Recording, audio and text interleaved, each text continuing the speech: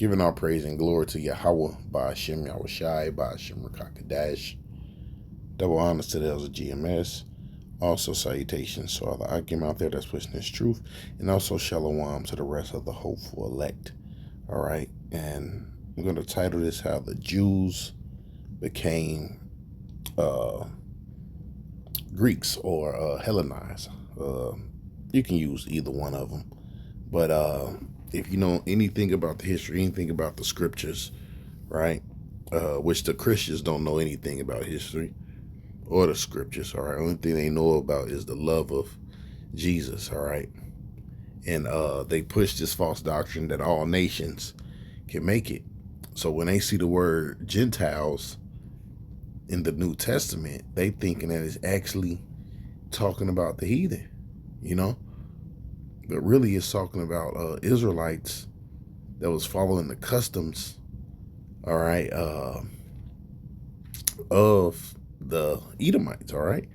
Just like today, you can say the whole world is Americanized, you know, some way, shape, or form, you know.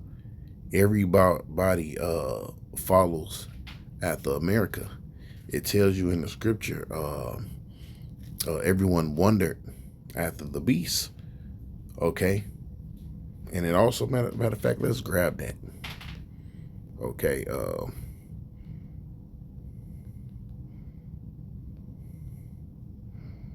Let's grab it in the book of Revelations. Then it says all the nations have drunk of the wine of her fornication. So the same thing, just like back then, all right, same thing today. In America is the Roman Empire reincarnated all over again, all right? All right, so let's read Revelations 13 and 13. And I saw one of his heads as it were wounded to death, and his deadly wound was healed, and all the world wondered after the beast. See? So, matter of fact, let's break that down. And I saw one of the heads as it were wounded to death, right? Now that's talking about what? The Roman Empire, all right? It says, and his deadly wound was healed. Now that's talking about what? How was it healed? Through America. It came back reincarnated. America came back reincarnated as the Roman Empire, all right? It says, and all the world wonder after the beast, right? So let's get this scripture right here. Book of Revelations. Matter of fact, I can just, yeah, hold on. Let's just scroll over. Revelations 18 and 3. And all the nations have drunk of the wine of her, have drunk of the wine of the wrath of her fornication, and the kings of the earth have committed fornication with her, and the merchants of the earth are waxed rich through the abundance of her delicacy. But you see, everybody, every nation have took part of America some way, somehow. You can't get around it, all right? It's the ruling nation, all right? And that's and it's prophesied. It's in the scriptures that people was gonna follow this place, man. But eventually, all right, also in this chapter right here, the 18th chapter in Revelations, okay, this place is going to be destroyed by thermonuclear missiles, all right? So let's go back. It's this site called Got Questions, and says the Hellenistic Jews are mentioned in the Bible in Acts 6 and 1 in those days when the numbers of the disciples were increasing. So they got a couple things highlighted. Let's read that real quick. It says, which I clicked on the word Hellenistic, right? It says, what is Hellenism? How did it influence the early church, right? It says Hellenism is the term used to describe the influence of the Greek culture of the peoples the Greek and the Roman empires conquered or interacted with. See, just like today, right? Everybody follows America, all right? Hey, it was a period of time where the whole nation of Israel, all right, was basically Gentiles, all right? Hosea, right? If you know what I'm talking about. All right, the Lord cut us off, man. Cut off his name. All right, we went into captivity. And guess what? And guess what we was doing before we came into this truth? Following American customs. All right. It says, upon the Jews returned from exile in Babylon, they endeavored to protect their identity by following the law closely. This led to the rise of hyper-conservative Pharisees and their added unnecessary laws. Like a perfect example, when they was talking to Yahushua about washing his hands before eating, right?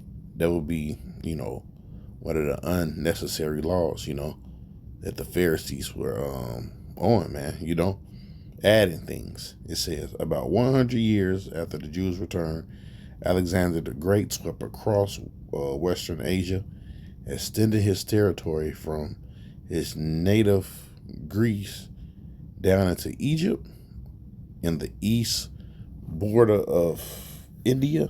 The influence of the Greek culture continued past the 1st century BC when the Roman Empire took control of Israel.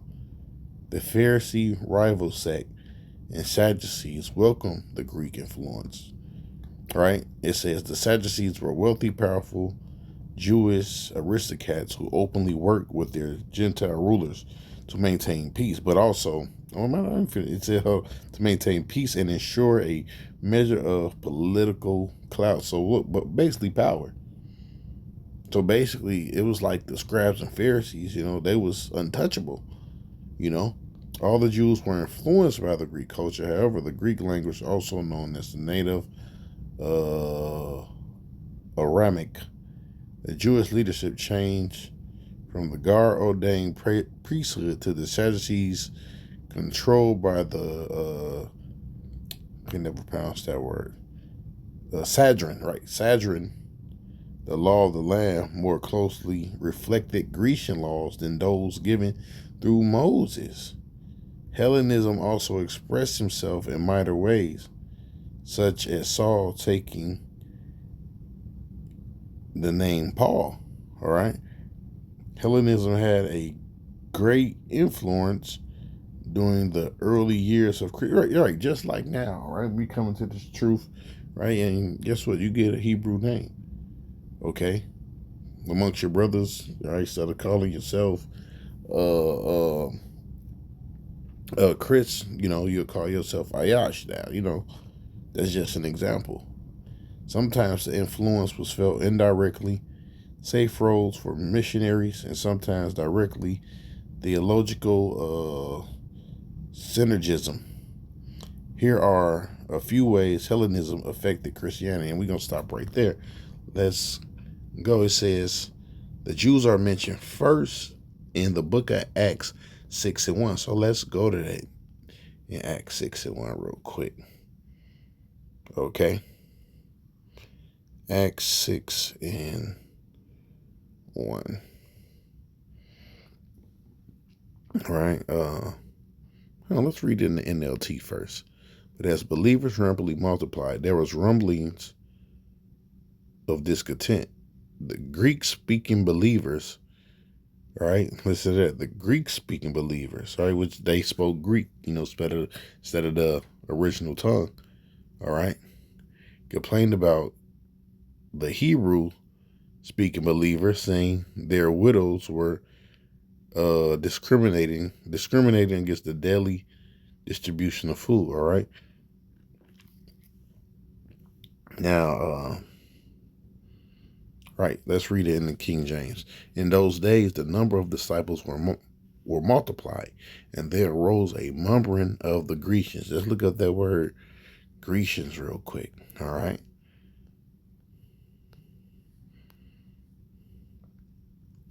What do you got? It says Hellenists, right? Say it in Greek. Strong's G 1675. Hellenistes. All right. Hellenistes. It says one who imitates the manners and customs of worship of the Greeks and use the Greek tongue. So you see, which means what? They wasn't actually Greeks, man, but they copied them. In the New Testament of Jews born in foreign lands speaking Greek. There you have it right there. You can't get around that. All right. That's why Apostle Paul made statements. There's no difference between Jews and Greek. Because why? They are the same bloodline, man. Okay? They're the same individuals. But the Jews, all right, they was discriminating, all right. They was calling them heathens. Paul bring heathens into the temple, you know, which that was wicked, because really they was really supposed to be trying to bring their people back. They was letting their people stay unclean, man. In that Greek culture mess, man. But anyways, man. Then the Lord, gave that ministry, gave that office to Apostle Paul, man. Okay? So let's go back here. It says, in the days when the numbers of the disciples were increasing, the Hellenistic Jews, them complained about the Hebrewic Jews because the widows were overlooked in the daily distribution of food. No, another point, right? Because right, because I just made a statement. I said, they was looking upon them, letting them be unclean, showing you they knew they was their people. Let's grab this scripture real quick. Because this was they was saying when Yahweh Shah was on the scene. Go to the book of John.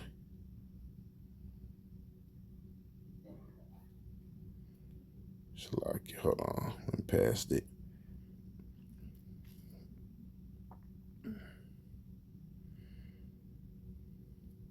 Hold on, what the hell? All right, here we go.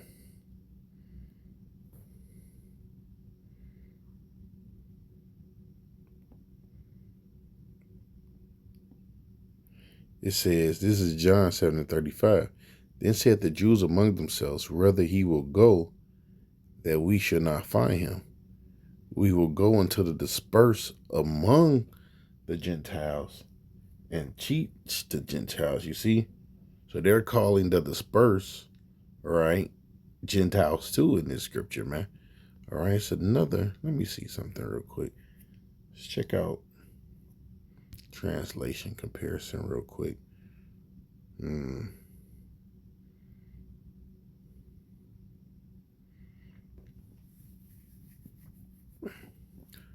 Let's check out the amp. Then the Jews said amongst themselves, where does this man intend to go? We will not find him. Does he intend to go to disperse of the Jews scattered and living among the Greeks and teach the Greeks? So you see, same thing, man. All right. It says, let's read the LSB. The Jews said one to another, where does this man intend to go? And we will not find him. Is he intending to go to dispersion amongst the Greeks and teach the Greeks, right? And who is hold on, let's look up that word. All right. Dispersion real quick. Hold on.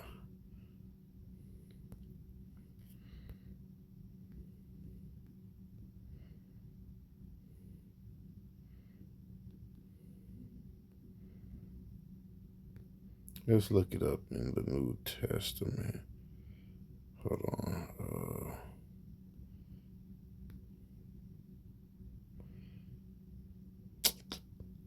You know what? Let me look for it in here.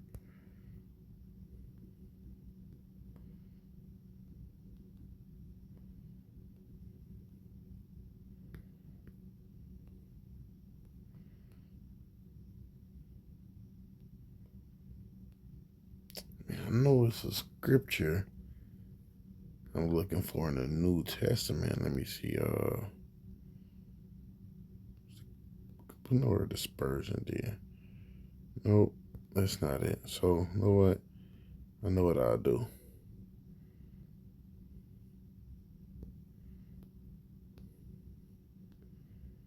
All right, let's put that in. And I could be mixing it up with the word scattered, which it means the same thing, scattered, right? And dispersion means the same thing. Just look up the word disperse real quick, too.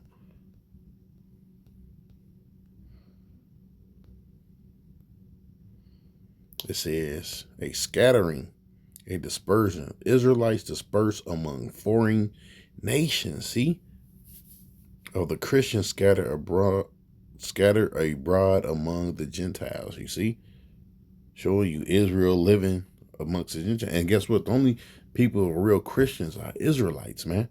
That's the only people that can be a Christian. All right. This whole thing, everybody being a Christian, no man, that's even a false philosophy. Only an Israelite can be a Christian. Okay. It says, let me see. No, let's go to that word scattered too.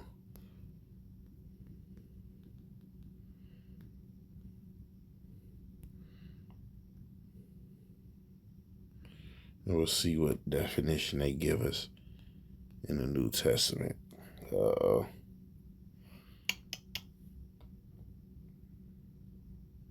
Right, and which this is perfect, right? Showing you Israel was scattered. And Peter, an apostle of Yahushua, to the strangers scattered through Pontus, Galatia, Cappadocia, Asia, and Bithynia, right? Let's look up that word scattered too, right? So when you see the word stranger in the New Testament, it's the same thing as the word it's the word dispersion. All right. See, it's same thing, same definition. They scatter and disperse. Israelites disperse among foreign nations. So you can't get around that, man. This is the history, right? So let's go back into this real quick. Let me see that just to make sure. Slovakia. Okay. It says, the believing Jews are divided into two groups, and there was those who had remained in Judea near Jerusalem, who used the Hebrew language, who were appropriately called Hebrews, or what Israelites. The other group, he got a problem with the word Israelite, man. All right.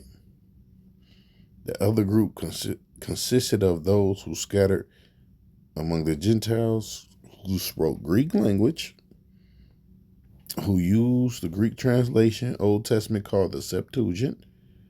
All right, now we're going to go into how, the Septuagint even came about too. I found something else, just, looking up things, on Israelite foreigners. It says, the Greek translation of Old Testament called the Septuagint. These were called Hellenists. The word meaning Greek or Greek speaking. To Hellenize is to adopt Greek culture ideas. The dissensions arose between the Hellenistic Jews and Hebraic Jews. The Hebraic Jews prided themselves on the fact that they had always lived in the land of the patriarchs, and that they used the language that their forefathers spoke. Right? But you know what Apostle Paul said? See, and look, and they was hypocrites because guess they was still following the Greek culture, man. That's why Apostle Paul made that statement. He said, "Look, a Jew is not a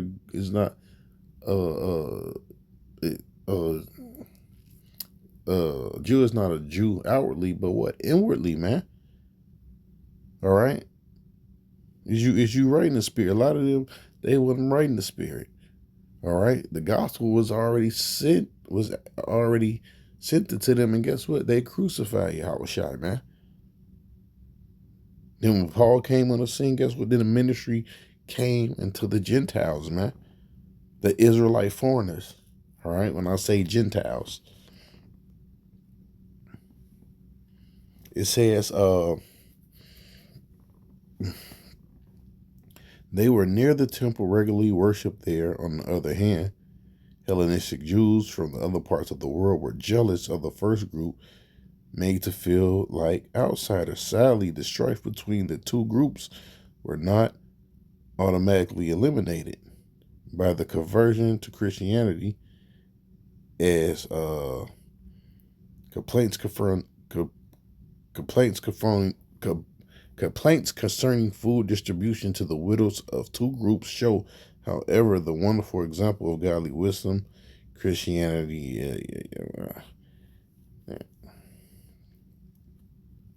we don't stop right there.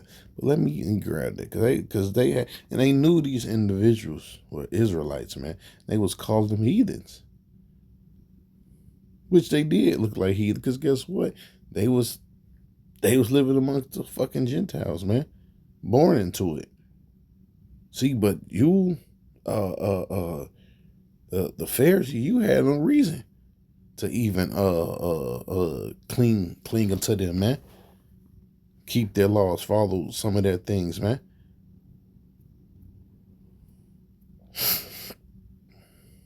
Let's go to the book of Acts.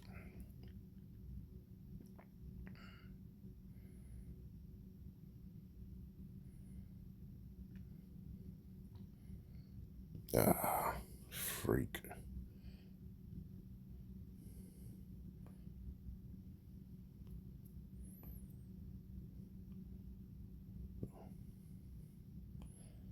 Okay,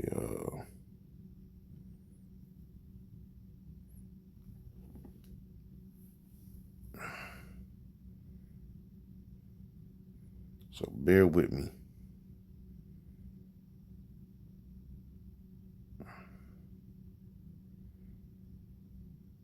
All right, I think it's right here. Okay, Acts 21 and 28. All right.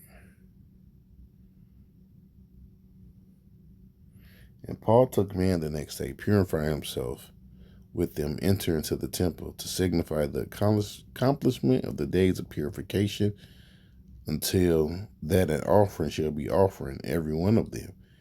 And when the 7 days were almost ended, the Jews which were in Asia, when they saw him in the temple, stirred up the people and laid hands on him, crying out, Man of Israel, help.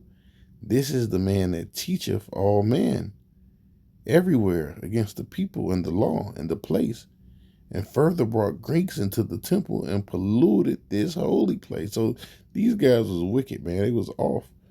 For they had seen him before in the city of Trophimus, and Trophimus, an Ephesian whom they supposed that Paul had brought into the temple. And all the city was moved and ran together, and they took Paul and drew him out the temple forthwith. The doors were shut, man. And as they went about to kill him, tidings came with the chief captain and band of. So they was about to kill because Paul was teaching other Israelites, man. They were completely off, man. You know, completely off. All right, so I got something else right here before we, close this thing up. It says the hell in Hellenism. It says slowly infiltrated Jewish culture, threatening to destroy the Jewish people in ways tyrants could not do through brute force. It says after the death of Alexander the Great, and it's showing you that dude was a real demon. All right, because Greek culture ain't nothing but sodomite culture, man. All right.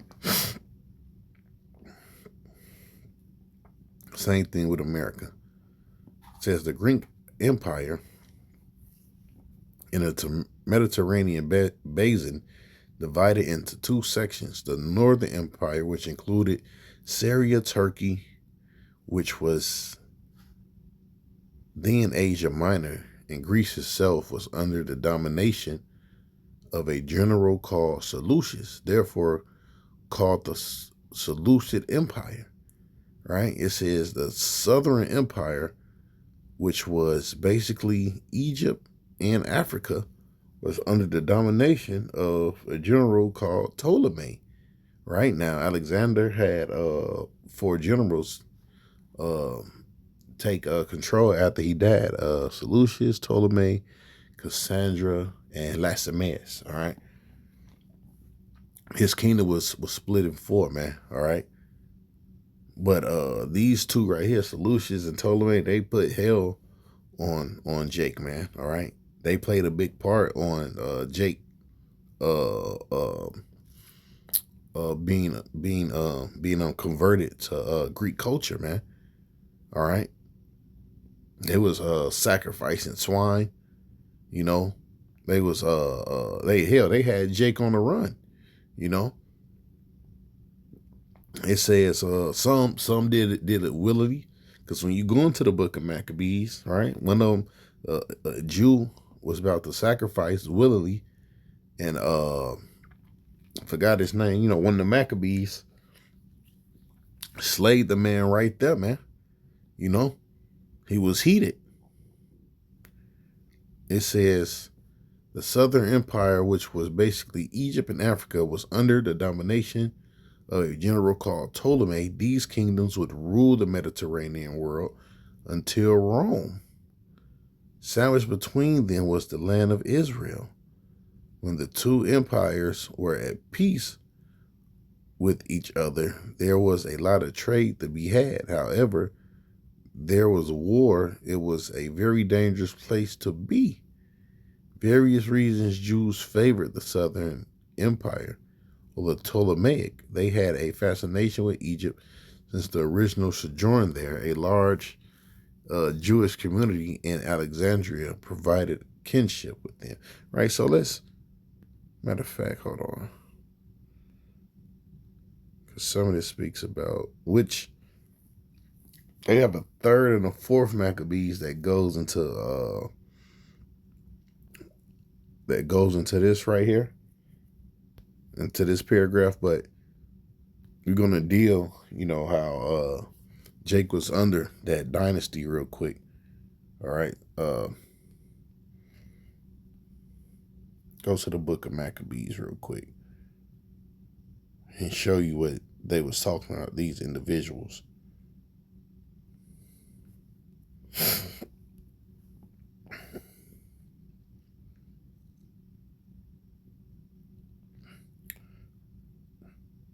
And of course, they speak about Alexander the Greek, right?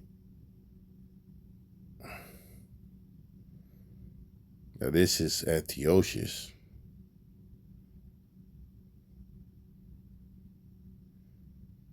I'm just going to show you how Jake became Greeks, man.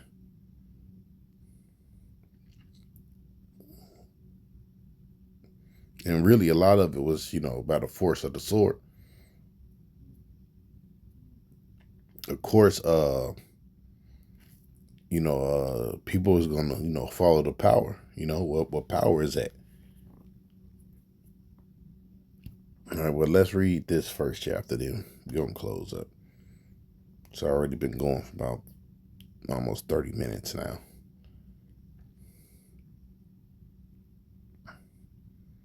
And this is, I guess you can say, this is what it almost started, but the Greek influence was already there throughout all the world because of Alexander the Greek, anyways.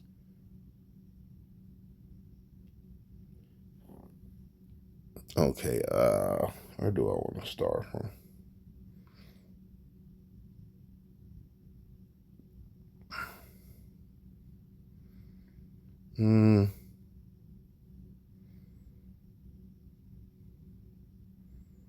Right, matter of fact, yeah, because they mentioned Ptolemy. Start from 16. Now, when the kingdom was established before Antiochus, he thought to reign over Egypt, that he might have the dominion of two realms. Wherefore he entered into Egypt, a great multitude with chariots and elephants, horsemen, and a great navy, and made war with Ptolemy, the king of Egypt. See, and they was just speaking of Ptolemy. All right, but Ptolemy was afraid of him and fled, and many were wounded to death. Thus they got the strong cities in the land of Egypt, took the spoils thereof. And before this even happened, you better believe Jake was already trying to follow the Greeks anyways, man. Some was already doing it. All right. And after that, Antiochus had smitten Egypt And he returned again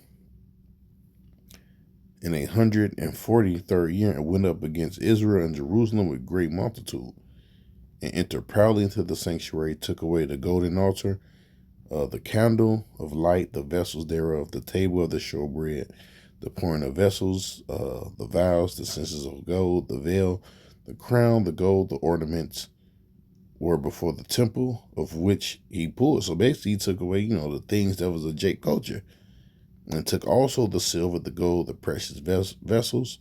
Also, he took the head treasures which he found. And when he had taken all away, he went into his own land, having a proud great massacre, and spoken very proudly. Therefore, there was a great mourning in Israel in every place where they were.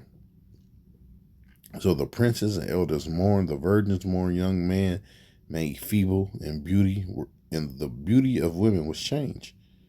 Every bridegroom took up a lamentation. She sat in the marriage chamber with heaviness. The land was moved of the inhabitants, and all the houses of Jacob was covered with confusion. And after 2 years fully expired, the king sent his chief collector of tribute into the cities of Judah, which came into Jerusalem a great multitude, and speak peaceful words unto them. But all was deceit. For when they had given him credence, he fell suddenly upon the city, smote it very sore, and destroyed much people of Israel. And when he had taken the spoils of the city, he set it on fire, pulled down the houses, the walls thereof on every side. But the women and children took they captive, possessed the cattle. They built the city of David with a great strong wall, with a mighty towers, and made a stronghold for them. And they put therein a sinful nation, wicked man, and fortified themselves therein. And they stored it also armor victuals. When they had gathered together spoils of Jerusalem, they laid them up there and became a sore snare.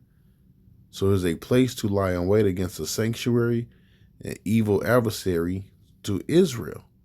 And they shed innocent blood on every side and defiled it, insomuch that the inhabitants of Jerusalem fled because of them, whereupon the city was made habitation of strangers, and became strange to those that were born in her, and her children left her. So read that over again.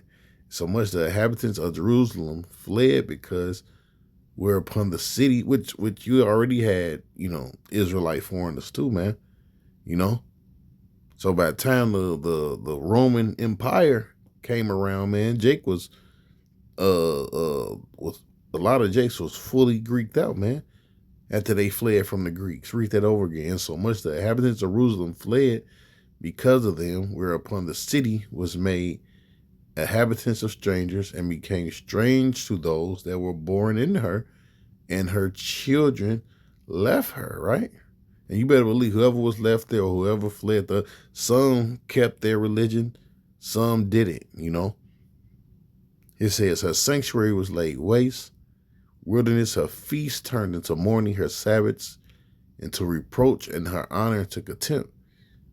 As had been her glory, so was her dishonor increased, and her excellency was turned into mourning. All right. Moreover, King Antiochus wrote to his kingdom that all should be one people, and everyone should leave the laws. So all the heathen agreed according to the commandment of the king. Yea, many also of the Israelites consented to his religion, and sacrificed unto idols, and profaned the Sabbath. So there you have it. Jake took on that culture. For the king, look, you better believe it was some of you couldn't, because when it spoke about the ones that left the land, because they was being, oppressed, right? Even if they fled to another land, guess what? That Greek culture was still there. It says, for the king sent letters and messengers unto Jerusalem, and cities of Judah, that they shall follow the laws of the land, and forbid burnt and forbid burnt offerings, sacrifices, drink offerings in the temple, and they shall profane the Sabbath and festival days, and pollute the sanctuary of the people, set up altar groves, chapels, idols, sacrifice swine flesh, unclean beasts, and they should also leave their children uncircumcised, and make their souls abominable with all manner uncleanness and profanation, to the end that they might forget the law and change the ordinance. And that's what happened, man. All right. Jake forgot the law and changed the ordinance, man. And that's Jake. That's how a lot of Israelites became Gentiles. All right, but with that, I'm gonna give all praise and glory to Yahweh, by Hashem Yahushai, by Hashem Rakakadash. Double honor to the elders of GMS. Also salutations to the Akim out there that's pushing this truth, and also shalom to the rest of the hopeful elect. Peace.